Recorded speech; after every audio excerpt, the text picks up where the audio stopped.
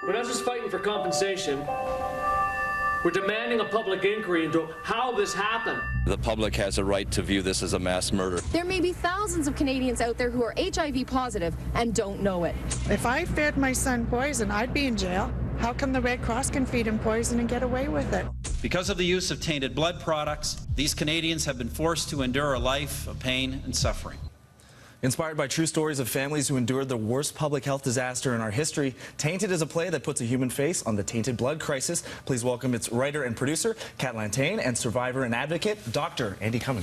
Guys, please, I want you to give us a little background information about this tainted blood crisis and how you came to meet Andy and put on this play. Well, the tainted blood crisis was the worst and is the worst health crisis that Canada's ever endured, and it affected 30,000 people. A big part of that were hemophiliacs, like Andy is. A lot of those hemophiliacs were co-infected with HIV and hepatitis C. People were still getting infected with hepatitis C up till 1993 in this country. And the reason why it was such a tragedy was because people who were infected and impacted realized that there were measures that could have been taken to prevent them from being infected. And how'd you come to meet Andy?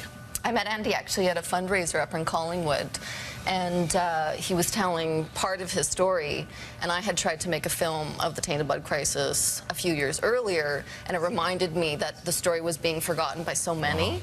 So I realized that it really had to be told, and a play was a perfect way to do it. And Andy, what was it about the play that drew you to it, and what was it about your story that you think drew you to Kat? Well, as you said in your lead, I'm a survivor. I think the thing to understand about this crisis is that the hemophilia community, virtually 95% of hemophiliacs who were adults at the time of the onset of the crisis in the early 80s have now passed away from complications of Hep C and HIV. And so I'm one of those lucky few people that actually made it through. And when you survive a Holocaust, such as this really has been for the hemophiliacs, you have a responsibility to sort of bear witness and tell people about it. And so I went public with my HIV status, which is something I had protected very fiercely for my entire professional life. I'm an ex-physics professor and a banker, and you just don't tell the people you work with that you're HIV positive, or you didn't back in the 80s and 90s. And what's the support been like since you've come out? Well, it's been fine. I mean, it's a new era now, and it's actually taken a weight off my shoulders. So yeah. it's actually been in quite an uplifting experience. Helping Kat do the background on the play, I became the model for one of her characters in the play, and she interviewed me, and we carried on from there. But to get to a point that Kat was starting to make, this was really preventable. I mean, one of the takeaways, and the reason it's so relevant now, as we're having new legislation is trying to be crafted to block the ability to pay for blood products.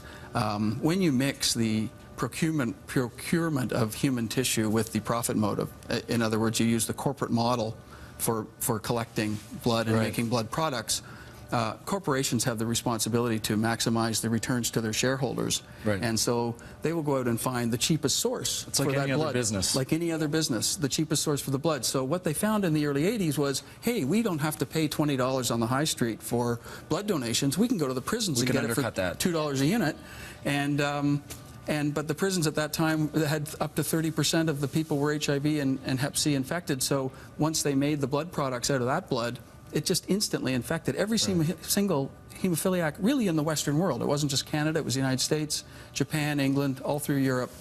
Hundreds of thousands of people globally. Well, I want to thank you guys so much for coming in and bringing awareness to this situation, and Andy, for you for having such a great poise and coming out and presenting your story to the public like this. And the Tainted tour will hit Toronto, Hamilton, London, Windsor, Kingston, Ottawa, Thunder Bay. All public readings are free, and more can be found at the website at moyotheatre.com. The public can RSVP to readings and emails at contact@themoyotheatre.com.